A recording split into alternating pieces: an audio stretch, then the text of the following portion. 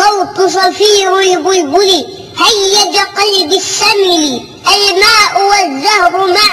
مع زهر لحظ المقل، وأنت يا سيد لي وسيدي ونوللي، فكم تيمني غزيل عقيقل قد قصته من وجنة من لسن ورد الخاجل، فقال لا لا لا لا وقد غدا مهرولي، والخوذ مالت ثاربي من فعل هذا الرجل، فولولت وولولت ولي يا ويلي، فقلت لا تولولي وبيني اللؤلؤ لي، قالت له حين كذا إنها وجد بالنقل، وفتية سقونني قهوة كالعسل شممتها بأنفي أزكى من القرنفل، في وصف بستان الحلي بالزهر والسرور لي، والعود دندنني والطبل طبطبلي طبطبلي، والرقص قابائلي والسقف سقسقلي، ولو تراني شوى وشاهش على ورقص فرجلي، ولو تراني راكبا على حمار أهذلي يمشي على سلاسة كمشية العرنجل، في السوق في القنقلل، والكل كعكع من خلفي ومن حويللي، لكن مشيت هاربا والناس تركب جملي، لكن مشيت هاربا من خشية العقنقل،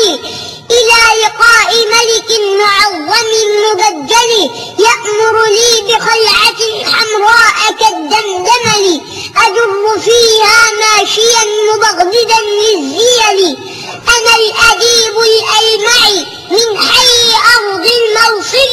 نظمت قطعا زخرفت يعجز عنها الأدبل، أقول في مطلعها صوت صفير البلبلي هيج قلبي السمل، الماء والزهر مع لحظ زهر المقل، وأنت يا سيدي وسيدي وموللي، فكم تيمني غزيل عقيقلي، قطفته من وجنة من لسن ورد الخجل، فقال لا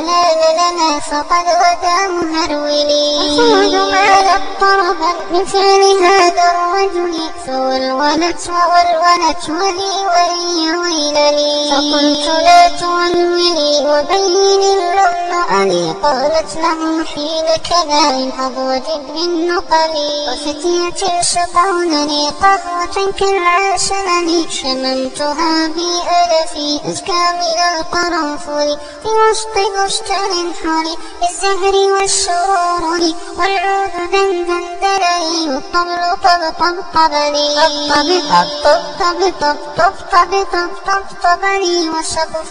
سقسقلي، والرقص طبطبلي، شوى وشاهش على ورقص فرجلي، وغرد القمر يصيح نال الانفمال لي، ولو تراني راكبا على حمار أهزلي يمشي على ثلاثة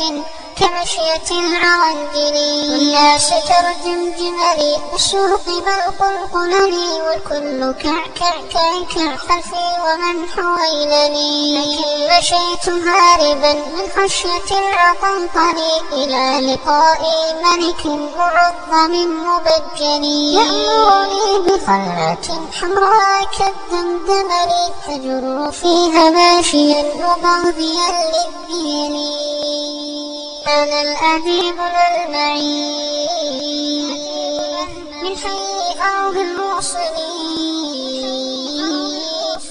نظمت قطعا زخرفت يعجز عنها مدبولي، أقول في مطلعها أنا الأديب الألمعي من حي أرض الموصل، نظمت قطعا زخرفت يعجز عنها الأدبل، أقول في مطلعها صوت صفير البلبلي.